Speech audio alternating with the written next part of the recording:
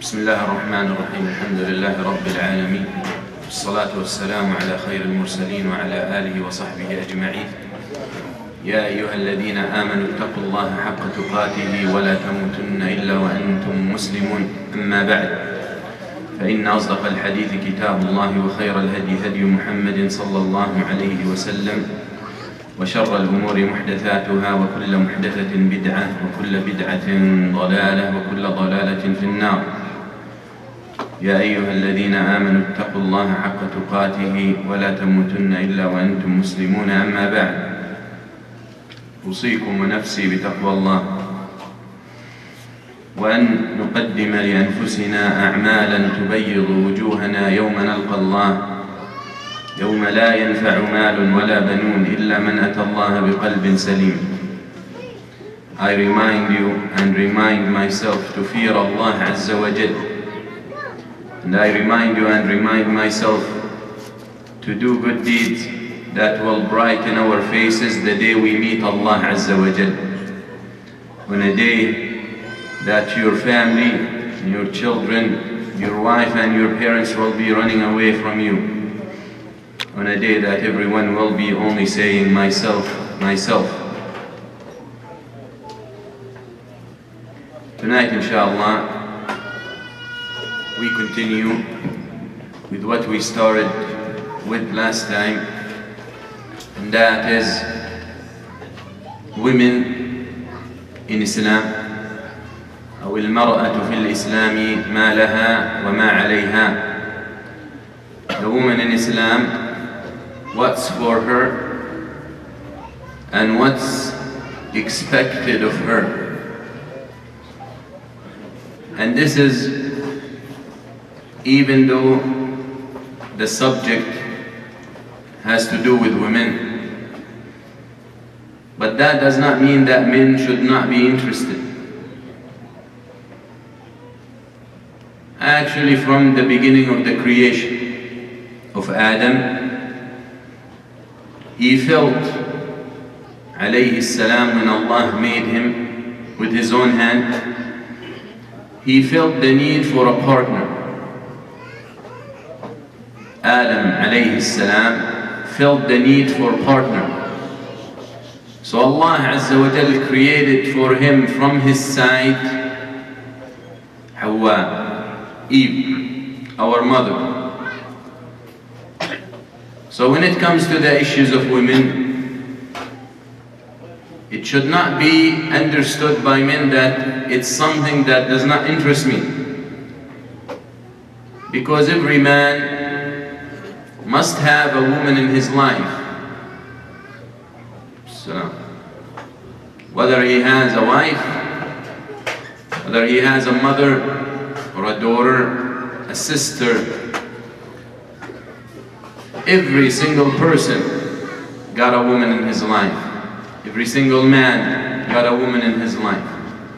So even though the issue or the topic addresses women, but you as a husband and as a father and as a brother and as a son, you should know what she has. You should know her rights.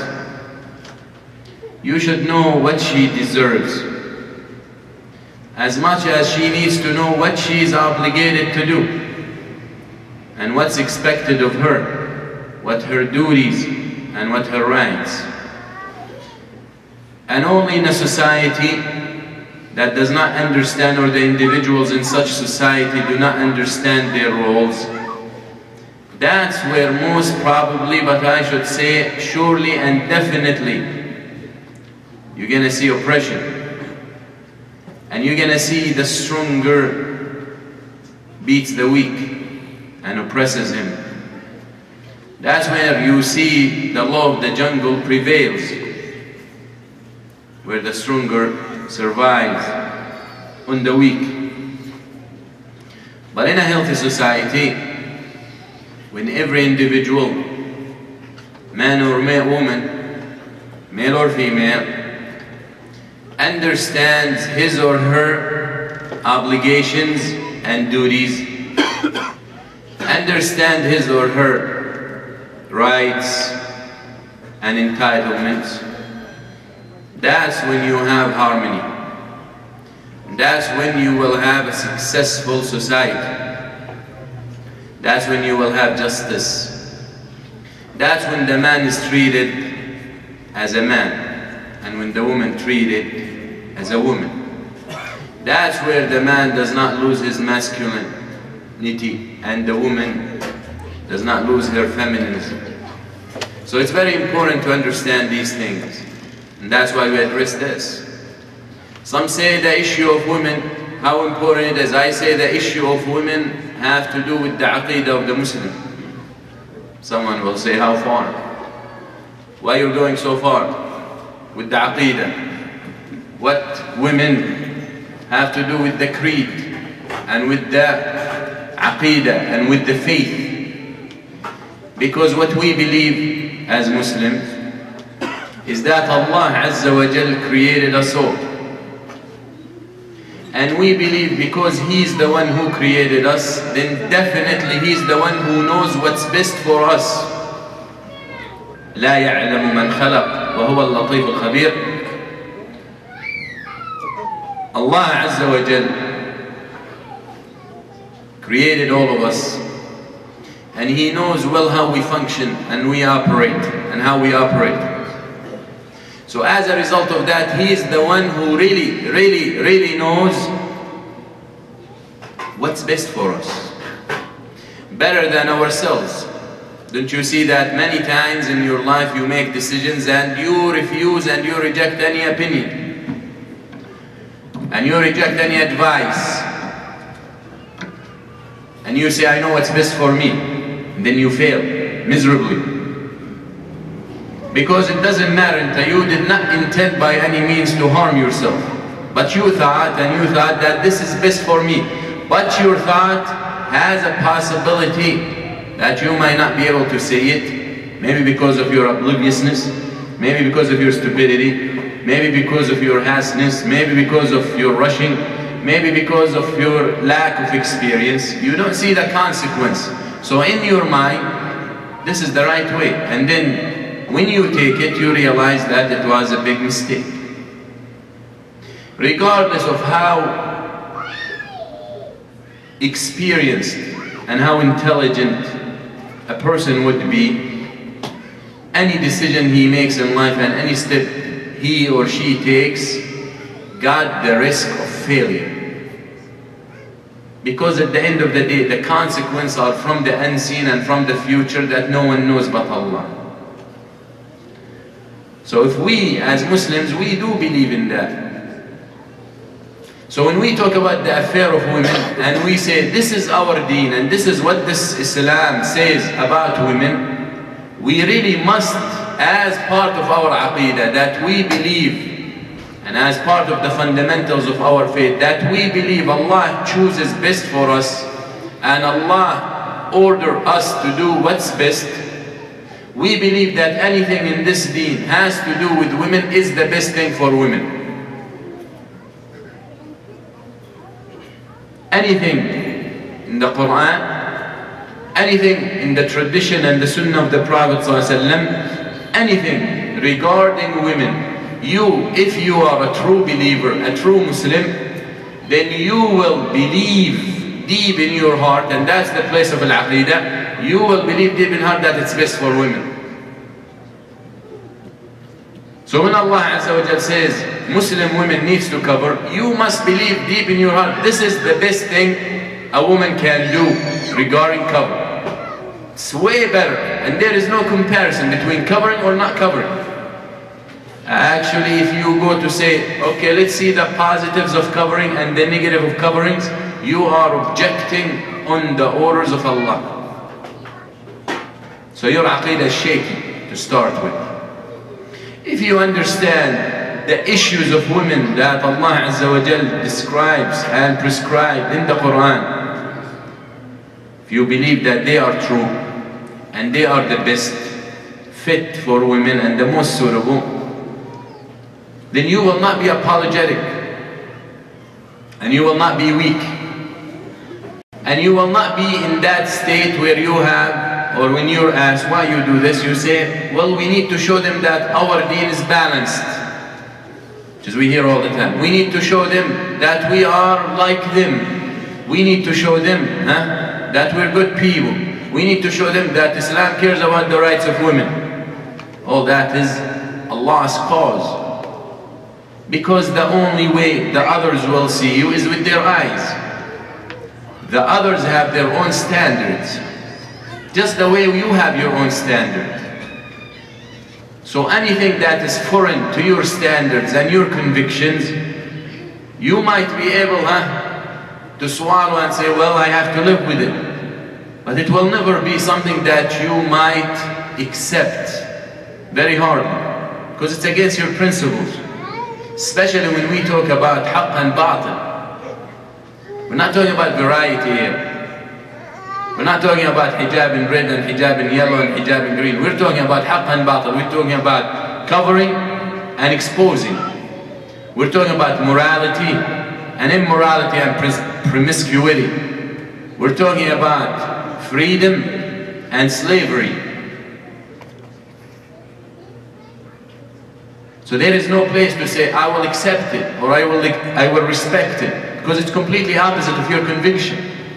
You will be really fooling yourself to say, and I accept something I don't, opposite of what I believe in. Opposite. Who are you fooling? It's one of two things. Either you're lying, or you really don't believe in you do not really have conviction of what you're supposed to have. So to make it simpler, when we talk about the affairs of women in Islam, it's something that should concern everyone, because it's part of our faith and part of our creed and part of our fundamentals and part of our aqidah.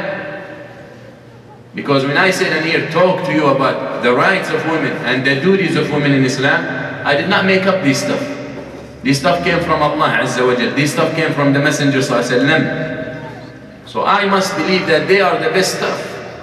Regardless of time changing and regardless of place changing and regardless of situations, still when Allah said in His book and when He told His Messenger to say in His Sunnah, this is what I want women to be like, then we must know that this is the best thing for women anytime, anywhere.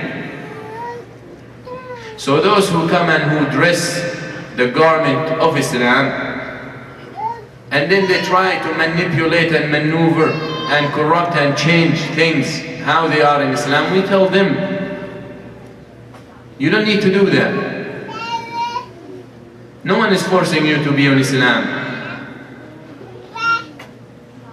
If you want to dress the garment of Islam, then you need to stick to the orders of Islam.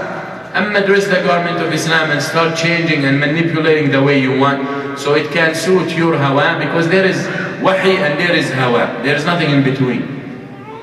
There is revelation from Allah, and there is self-desires. If you're not following the revelation, definitely you're following the desire. There's no in between. There's no half-half. There is truth and there is falsehood. There is no gray area. When it comes to this, there is no gray area. Now we're not talking about what we have for dinner or lunch. We're talking about faith. We're talking about conviction, we're talking about creed, we're talking about hearts, we're talking about relationship between your Creator. So it must be one of the two. فَمَنْ شَاءَ فَلْيُؤْمِنْ وَمَنْ شَاءَ فَلْيَكْفُرْ. Who chooses to believe, let him believe. Who chooses to disbelieve, let him disbelieve. But do not come to my faith, claim your part of it, and then try to change it. That will not be accepted, and that will not work, will definitely fail and be exposed. So don't stress yourself, because this deen is different than any deen. This religion is preserved. And other deens, it's easy to manipulate and change, and you can come up every day with a new holy book. And no one will ever question you, because no one knows the real book. No one knows the real book. When it comes to the deen of Islam, we only have one book. No one can manipulate, no one can change, no one can corrupt, no one can play with. And whoever tried to do that throughout the history got exposed, and his tricks or his foolishness did not go too far. So that is a fundamental we have to establish. We have to reach a point when we talk about our affairs as Muslims, because it's part of our conviction and part of our aqidah. We have to reach a point that we must talk about our religion with pride. هذه الانهزامية والتبرير، نفسية الانهزامية والتبريرية must be gone. The mentality of feeling that you are the criminal and you have to prove your innocence. That was before Islam. Actually, it's the religion of Islam and the laws of Islam and the Sharia of Islam is what introduced the idea to mankind that everyone is innocent unless or until proved guilty. This rule was not there before Islam. And if you look at the laws and the Sharia of this deen, you will know that everyone is innocent until proved guilty. This showed up in Islam. It was introduced to Europe in Islam, from Islam. You don't see that before. Okay? Actually, everyone is guilty. And the proof on that is look at Christianity. That every baby is born with sin, the original sin. That's why they baptize and Jesus Christ died on the cross for their sins. Everyone is sinful from the moment he's born. We don't believe that. We do not believe that someone is sinful from the time he's born. Yes, everyone will commit sin at one point in his life had he lived longer and reached the age of puberty, but not born sinful. What did he do? If his great father Adam alayhi salam committed a sin and ate from the tree, it's not his fault, it's not my fault. It's not my fault. So that is where Islam came. When Islam came with this idea, it proves that everyone is innocent unless or until proved otherwise. So we need to talk about Islam with conviction and belief that it's the truth. Because now you're between haqq and batil. When you want to talk as a defense and this and that, then that's between other religions and between other methodologies, but not between Islam and anything else, because Islam is different. Because Islam is comprehensive religion. Because Islam addresses every affair and every issue in man's and woman's life.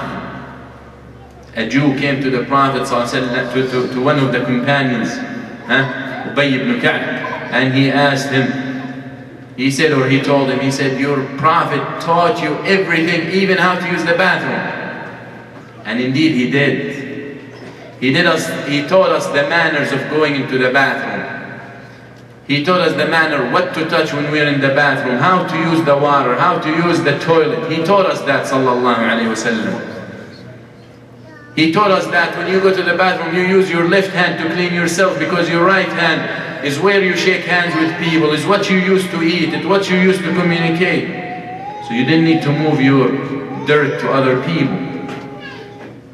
He taught us that after using the bathroom to clean ourselves with water and purify ourselves. So you can be clean and be ready to worship your Lord any moment you're called on. فقال لنا ولا يحافظ على الوضوء إلا مؤمن. No one preserves his wudu but a believer. Preserve his purity. This is what Muhammad ﷺ came to teach. So if he taught them how to use the bathroom, you don't think he would have taught them how to communicate with their Lord, how to worship their Lord? You think he did not teach them how to live their life clean? You don't think he taught them how to communicate and how to deal with other people, the friend and the enemy? Of course he did. You don't think he taught them how to interact with each other? You think he did not teach them how to buy and sell from each other, knowing that it's a necessity and everyone must do? Of course he did. You don't think he taught them how a husband needs to live and how he needs to treat his wife and how a wife needs to live and how to treat her husband? Of course he did. You don't think he taught them how to deal with their parents? You don't think he taught the parents how to treat their children? Of course he did. He did, sallallahu alayhi wa sallam. Why? Because he's the messenger of Allah. Why? Because he's the final messenger. Why? Because there is no message after him. Why? Because there must be a message from God to the people that is preserved and complete. Complete. And that's the deen of Islam. That's our religion. And that's why we believe that the war is on us. That's why we believe that the killing is all on us.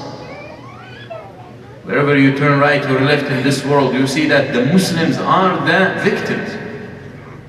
Yet they portray us as the tyrant.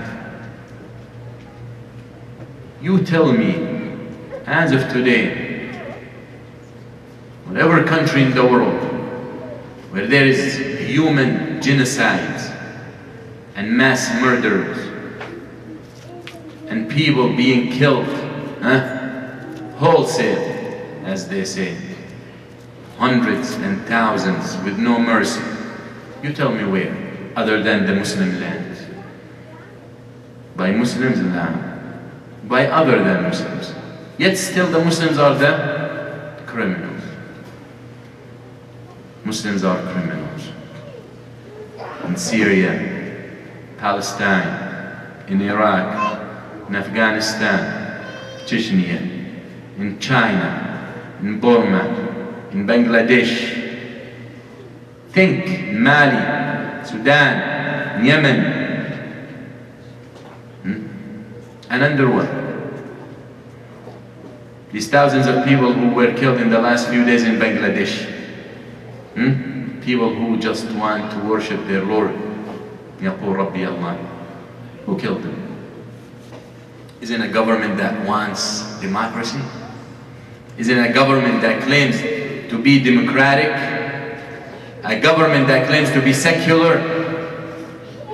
Didn't they tell us, or actually they lied to us when they told us democracy brings peace and brings harmony and happiness? They lied to us. They're the ones who kill it.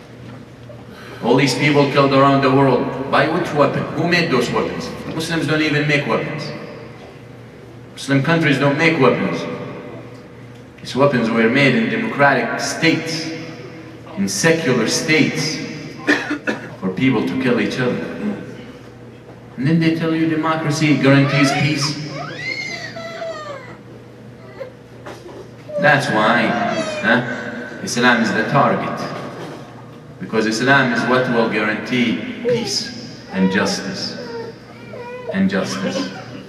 As the Jews who ran away and fled away from Hitler and from the Nazis, ask them on whose ships they were saved.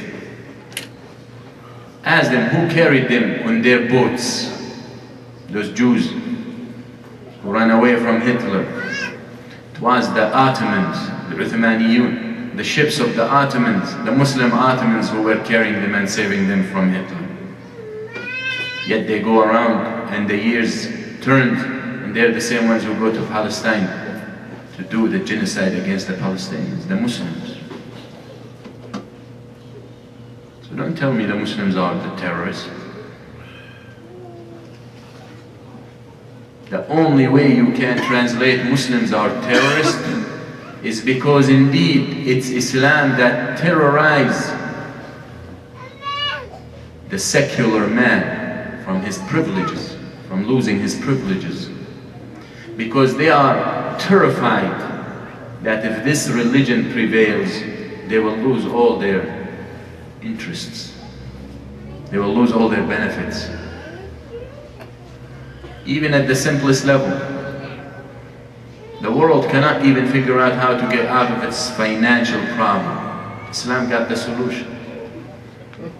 Simply, Islam can solve any financial problem in the world today with few steps. But will they allow it? They will never allow it. Why? Because if you look at the financial problem, and to think about it this way, if there is, just give a number, if there is $100 trillion floating in the world, before all these financial problems and all that, and then the financial collapse of the world and economies of the world came about.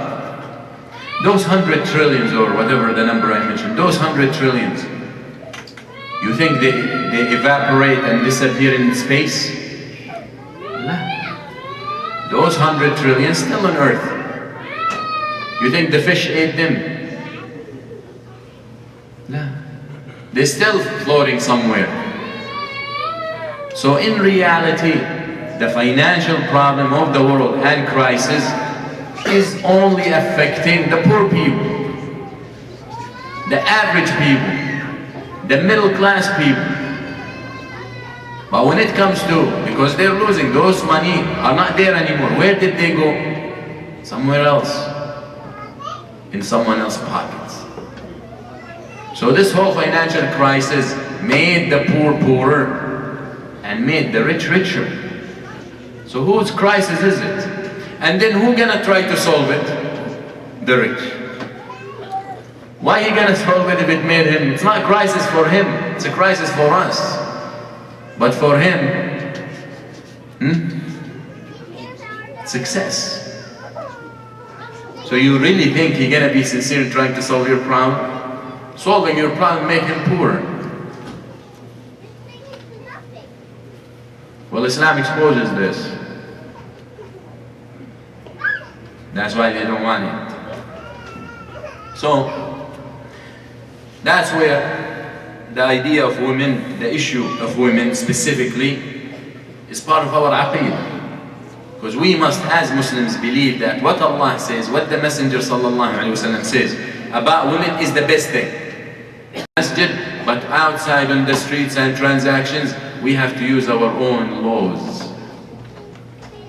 Go on the street and go to the businesses and see what your own laws have done to humanity. You might not see it in your neighborhood,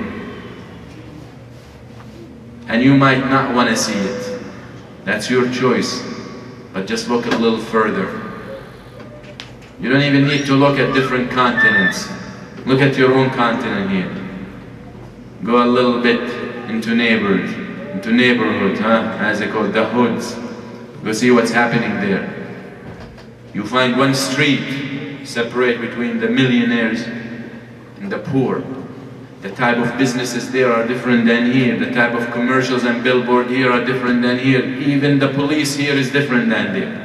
The laws there across the street are different than this. That's the reality. Islam came to remove all that. That's why they don't even want to give it a chance. But Allah Azza wa Jal, religion prevails at the end. So, as we spoke about last night, and we talked about the conditions of women before Islam, in that time called time of Jahiliyyah or ignorance, and then we talk about the conditions of women after Islam, and then we talked about the condition of women today. So the conclusion that we came to clearly, that it's the condition of women by following Islam is her best conditions. Because she's a woman with dignity. Because in Islam she's a woman with honor.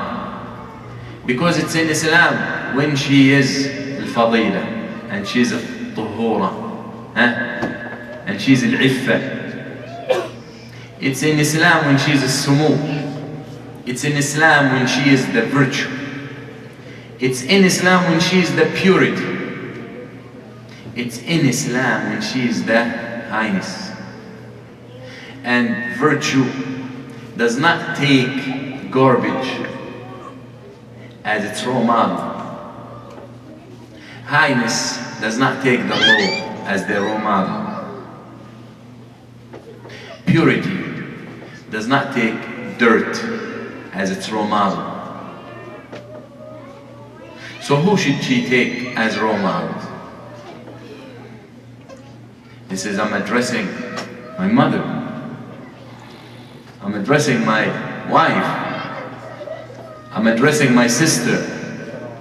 I'm addressing my daughter, my grandmother and aunt, my niece and cousin, my neighbor, and my sister in Islam. That's to you. Because as we said in the beginning of last week, we said that you are not half of the society. You're the whole society. You Muslim woman, you're whole society. You're the whole society because you are half of it and you raise the other half. Because the other half relies on you. Because the future of this ummah is in your hand after Allah Azza wa Jal. Because we rely on you how to raise our children. Because we leave home and we trust you to take care of them after Allah Azza wa Jal. So you are a whole ummah. You're not just a half, or maybe less. So what I will do tonight with you, I will give you some role models for you to think about, for you to see where you stand, for you to use these models or these examples as a gauge to where you are. I'm gonna give you example from before Islam, and I'm gonna give you example with the inception of Islam. I'm gonna give you example from today. So you don't tell me, well, those were in the past. Well, those before Islam. Well, those had the Prophet ﷺ with them. Well, those today. So you have no excuse. And the one who's striving to reach the highest level in this world does not make excuses. Does not make excuses. So the first one I will share with you is a woman who lived at the time of the tyrant and an oppressor and transgressor who claimed to be God. قال أنا ربكم الأعلى ما علمت لكم من إله غيري. He claimed to be God, and he claimed to be the one who deserves to be worshipped when he claimed al-uluhiyyah. Pharaoh, Fir'aun, Misr. This woman lived at his time. She worked in his palace. She worked for him. But she was scared from him for a while. She was the hairdresser of his daughter.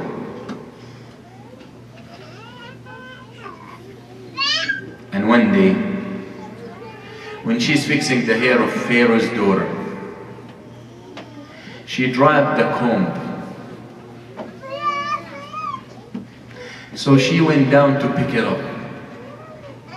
So she said, Bismillah, in the name of Allah.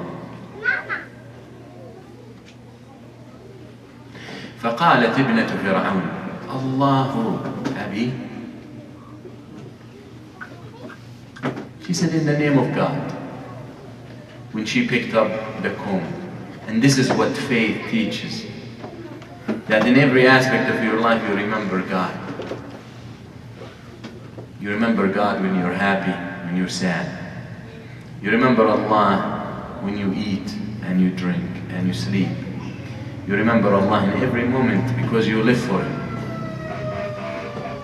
So she went to pick it up. She said, in the name of God. The daughter of Fir'aun said, God, my father? She said, no. In a time that she could not hide it anymore, she said, God, my Lord, and your father's Lord, and your Lord, and the Lord of all people. ربي وربك ورب فرعون ورب أبيك ورب العالمين. A moment that she could not hide it anymore. The iman was flowing out of her heart. She could not hide it anymore. She could not pretend something she's not.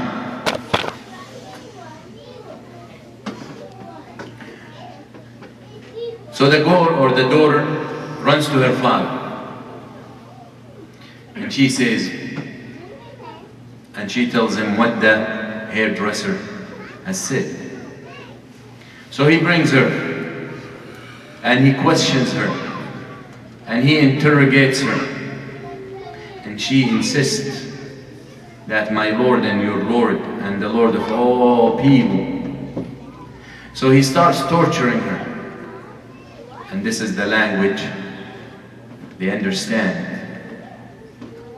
Those who are divorced from the Creator and from faith, that's what they do. He stopped torturing her. Torture her by tying her limbs to horses and ordering them to move in different directions under the sun, trying to bring her back of her faith. And I say to the Muslim woman today, did you have to go through that? Did they torture you like that? What you're complaining about? A look? A discrimination comment? Someone makes you hear a word here, curses you, so you give up your hijab, and you give up your salah, and you give up your deen. You look like them. Because of what? Did they tie your limbs right and left and they went the opposite sides for you to complain? What? And she is firm and steadfast on her belief. The story, the Prophet ﷺ told us about it. The night he went and he ascended Laylat al-Isra. So when Jibreel alayhi salam was taking him up, he found a beautiful smell, ريح طيبة. So when he asked Jibreel alayhi salam, whose smell is that? He said, هذه رائحة ماشطة ابنة فرعون and her kids وأولادها. This is the beautiful smell from Al-Jannah, from paradise, for the hairdresser of the daughter of Fir'aun and her children. A woman who stood firm on her belief. Did he stop torturing her? He didn't. فطلب بقرة من نحاس. Some said it's a big pot, and some said that this cow made of copper was melted in a pot, and he ordered for her children to be brought, and he started threatening her. He started threatening her, and when she insisted on her faith, he ordered, so the first child was taken and thrown in the melting copper, in the boiling copper. And she's watching. She looks at Fir'aun and she said, I have one wish. He said, what? She said, when you're done with all of us, I ask you to bury my bones with the bone of my children. أنا أقول يا ابنة الإسلام, you're the daughter of Islam. Your father is Islam. Your mother is Islam.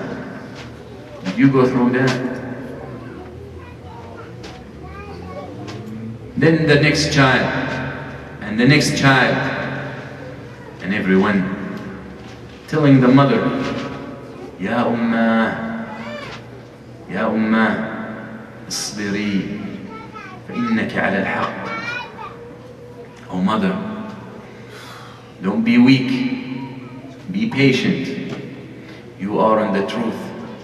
Children telling their mother that. And then they came to the last child and was a baby breastfeeding. And as if she hesitated to pass him to them.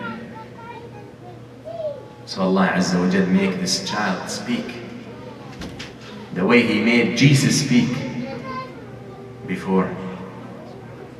He made him speak where he said, Ya Ummah اقتحمي لعذاب الدنيا. اقتحمي يا أمة اقتحمي لعذاب الدنيا أهون من عذاب الآخرة. He said, oh mother, storm yourself into the fire. The punishment and the torture of this life is way easier than the torture of the hereafter. And they throw the baby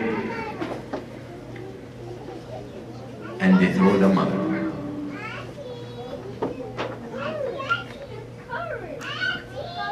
What did she lose? What did she lose? A life that eventually gonna end. What did she lose? She was a slave. She was a hairdresser under the tyranny of Pharaoh. Who's forcing you to do that? Inti, as a Muslim woman, what you go through? These are your role model. These are the women that should be your example. Who your example? Women who sold themselves cheap. Women who sold their bodies cheap. Women who allowed everyone to look at them and take piece of them.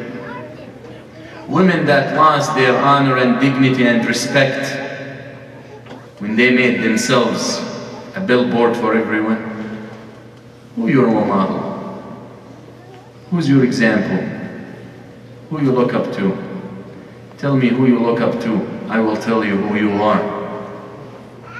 Tell me who you know. I'll tell you who you are. Who you know? How much you know about this woman? But how much you know about that actress and that singer and that this and that? Look at women. Look how they use them in advertisements. Look at sexuality that has enslaved people today. It's all they think about. Because they're hammered every single minute with it. Everywhere. Streets, TVs, billboards, everywhere. Schools, businesses. And guess what? At the end you pay the price. The guy moves on and you're the one who's stuck.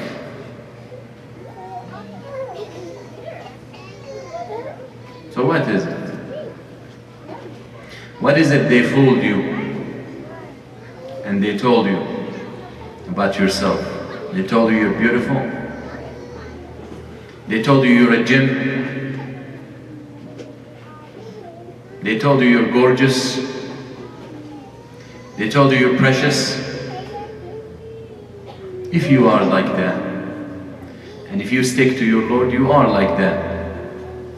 All I know is gems and jewels and precious stones are not in the middle of the street for everyone to touch. They're not accessible for everyone to enjoy. They're special. They're protected. Don't you see them in stores with alarms and safes, bolts? Don't you see that? So why you choose to be mumtahana, mubtadala? You choose to be accessible to everyone. Think. Doesn't take much. وهذه آسية بنت مزاحم رضي الله عنها, زوجة فرعون, the wife of Pharaoh. When she saw what he did to that poor woman, and she was a believer herself, and she was hiding her faith, she went to him and she said, الويل لك ما أجراك على الله. الويل لك ما أجراك على الله. الويل لك ما أجراك على الله. She warned him, she warned Pharaoh of his audacity and how he's challenging Allah عز وجل. فيقول لها أصابك جنون الناشطة. Looks like you got inflicted with the craziness of the hairdresser. And when she refused to change her faith, he went to her mother, to Asiya's mother, to convince her daughter to change her mind. فقالت آسيا يا أماه أما أن أكفر فوالله لا أكفر بالله. Oh mother, if you want me to disbelieve, I will never disbelieve in Allah Azza wa Jalla. So what happens after? The torture. The torture. As I told you, that's the language. They have no argument. People of falsehood have no argument. The torture comes immediately. And she's tortured under the sun, with the heat, with arms and legs pulled in opposite directions. And even the people who are torturing her get tired of the sun, so they take breaks. And every time they take a break, the angels come to give her shadow. And she's asking Allah Azza wa Jalla, oh Allah, build for me a house in the Jannah. Oh Allah, build for me a house in the Jannah. And when they go to throw a rock, a big rock on her, Allah Azza wa Jalla take her soul before the rock hits. This is a woman who stood fast and stood strong for her faith. Did you? Have you? Are you? What's the difference between you and her? What excuse you have?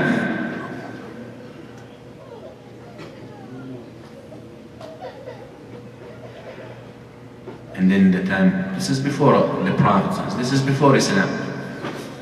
And then in Islam, we should never forget about Khadija radiyallahu anha wa ardaha, أعظم امرأة في الإسلام. The greatest woman in the history of Islam, Khadija radiyallahu anha. That rich woman, that believing woman, who gave up everything for the man she loved, for the one she believed in his message. The first to embrace Islam is a woman. And we mentioned last time, the first shaheeda and martyr in Islam is a woman. So here she supports the Prophet ﷺ in his hardship. She supports him with her money. She supports him with her love. She supports him with her support. She gives up everything for him sallallahu alayhi wa sallam. أول من آزره في محنته، أول من ثبته في خوفه، أول من سمع القرآن من فمه رضي الله عنها. Stood firm by her husband. And he sallallahu alayhi wa sallam didn't forget what she did for him. As Aisha radiyallahu anha says, she says, I never felt jealous of any woman more than Khadija. Khadija was dead. Khadija's dead long time. And she's jealous of her. Because how much the Prophet ﷺ would talk about Khadija. How much he ﷺ will talk about Khadija radiyallahu anha. She radiyallahu anha jealous of her. This is Khadija. This is the mother of the believers. How much you know about her? This is the wife of your messenger. How much you know about her? This is the first woman in Islam. How much you know about her? And if you don't know much because you're busy knowing things that will not benefit you, you're busy learning about women that sold themselves cheap. Our women are precious. Muslim women are very, very expensive. No one can pay their price but Allah. Our women are protected. The law of Allah is to preserve her, not to destroy her. What the callers of freedom of women brought to women, they made her a single mother. They made her a commodity. They made her cheap. We talked before Islam how women were bought and sold. We talked before Islam how women could not inherit, could not own anything. If her husband dies, she gets inherited with his luggage and with his furniture to his brother. What's the difference between that woman and today's woman? What's the difference? Today when they cut deals and contracts with a woman, we'll give you $1 million, so you can pose. Money. Now at the end of the day, it's money. They bought her and they sold her. If someone pays her 1.1, she will go with him. So she's money. Our women are priceless. Islam wants a woman to be priceless. Islam wants the woman to be a woman, not a product. That's what women today. The women who chose that lifestyle are products. Products. And I ask those women who think they're successful and they got nice jobs. And if you go in your real look, put away the makeup and put away the perfume and put away, will they accept you? That means they valued you based on your look. And that's how the world works today.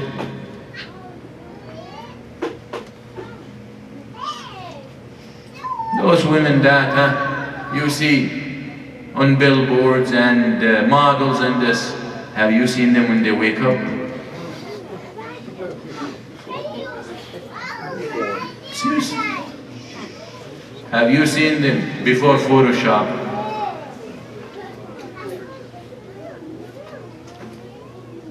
Have you seen them without makeup?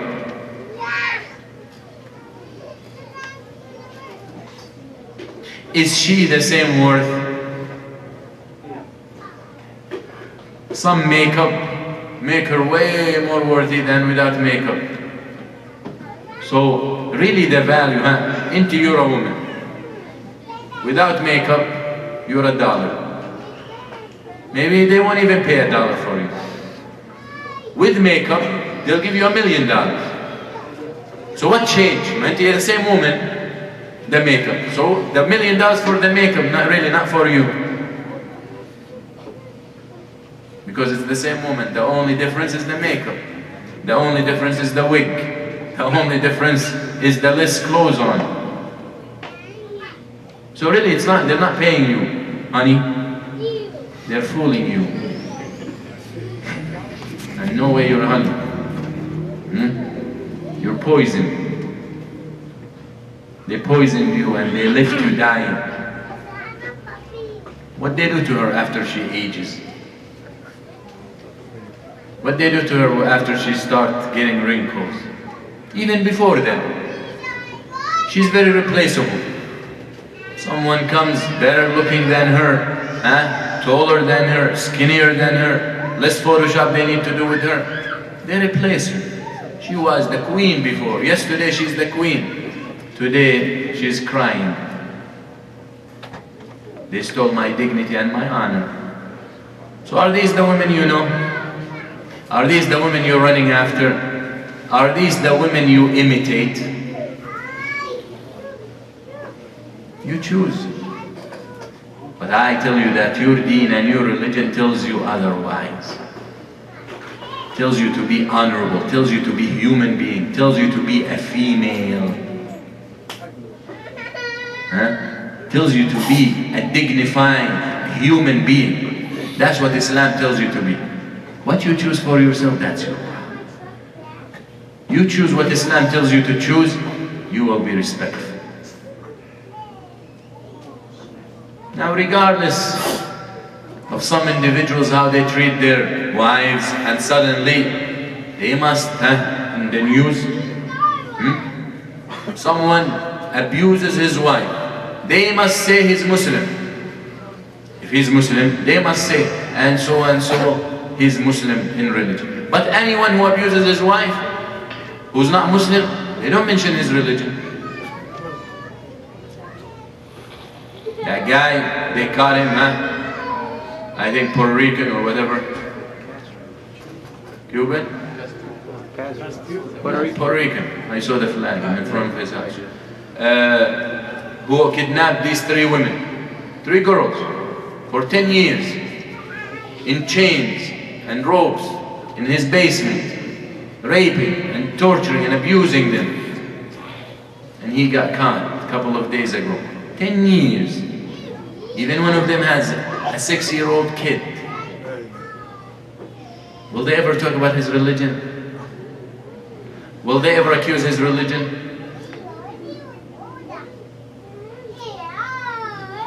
So that should be a hint. That's why smart women notice that. That's why women convert into Islam more than men.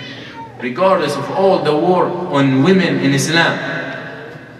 But smart women know what's best for them.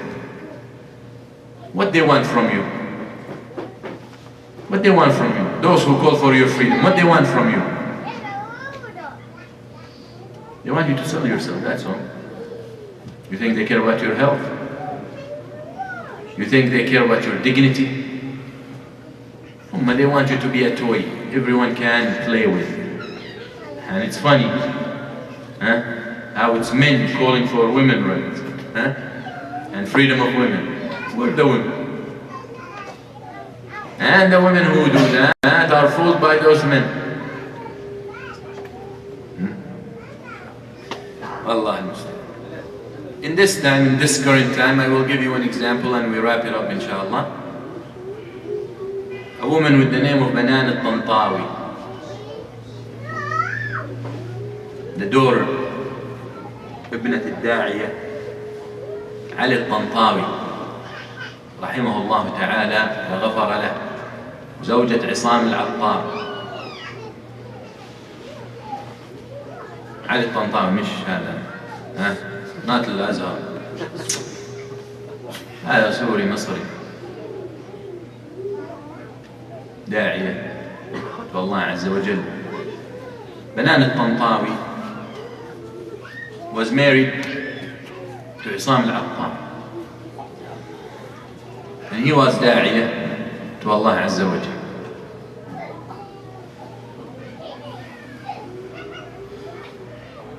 Inviting people to the way of Allah. So the hypocrites who choke from hearing Allah did not want to leave him alone. So they throw him in jail. She supported him through his da'wah. She believed in her husband's purpose. She believed in his mission. She was the woman who will support him in his way to Allah Azza wa Jal. She wasn't that selfish woman who only cared about serving her. She sacrificed because she knows that her husband is doing the right thing, because she knows that her husband is bringing people from the darkness to the light. She sacrificed her interest. She loved him, but she sacrificed her time with him because she knew that he was doing something bigger than her. So they throw him in jail. So she sends him a letter. What did she say? We don't have money to pay rent. Your kids need clothes. I told you stay away from this path. لا.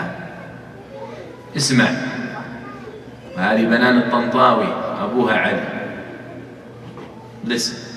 She writes in a letter, she said, لا تحزن ولا تفكر فيه ولا في أهلك ولا في مالك ولا في ولدك ولكن فكر في دينك وواجبك ودعوتك فإننا والله لا نطلب منك شيئا يخصنا وإنما نطلبك بالموقف السليم الكريم الذي يبيض وجهك ويرضي ربك يوم تقف بين يديه حيثما كنت وأينما كنت أما نحن فالله معنا ويكتب لنا الخير وهو أعلم وأدرى سبحانه وأحكم.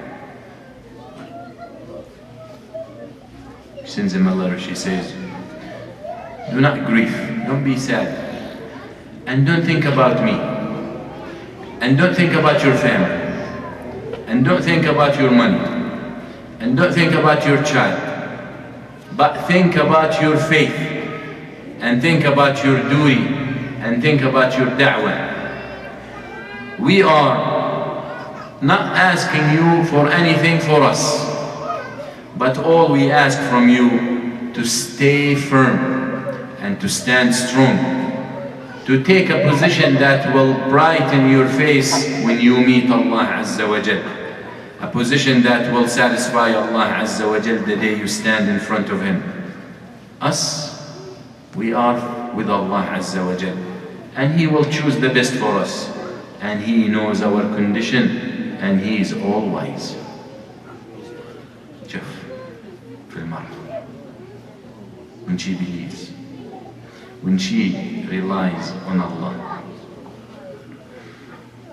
So imagine a husband in a prison and tortured and tested, and he hears these words.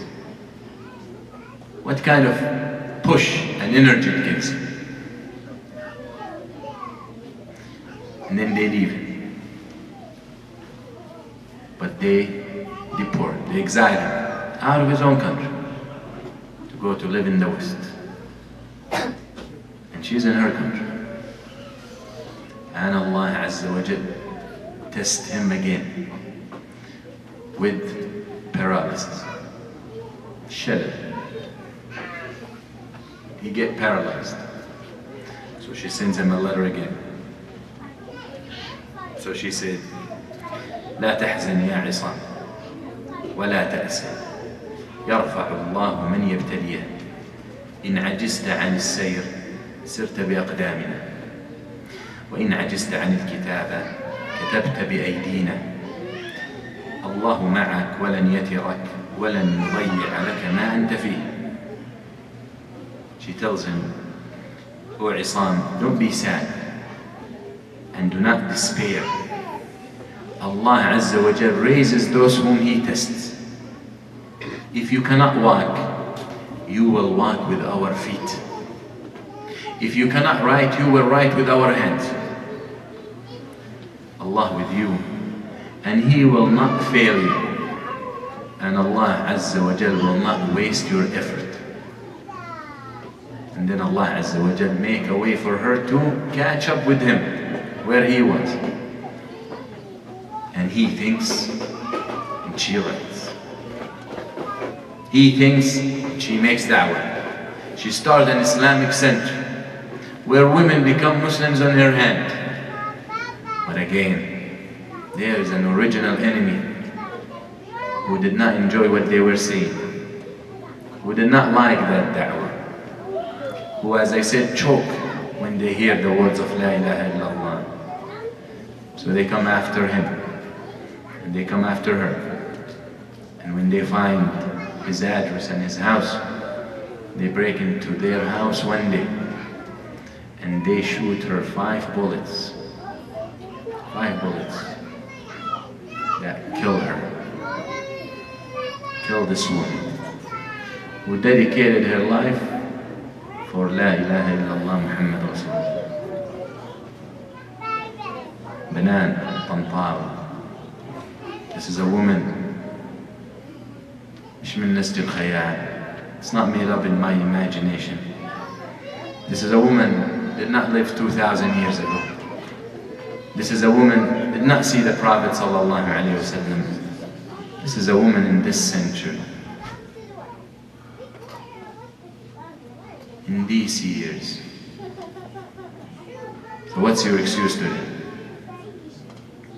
After all this, what's your excuse not to obey your Lord?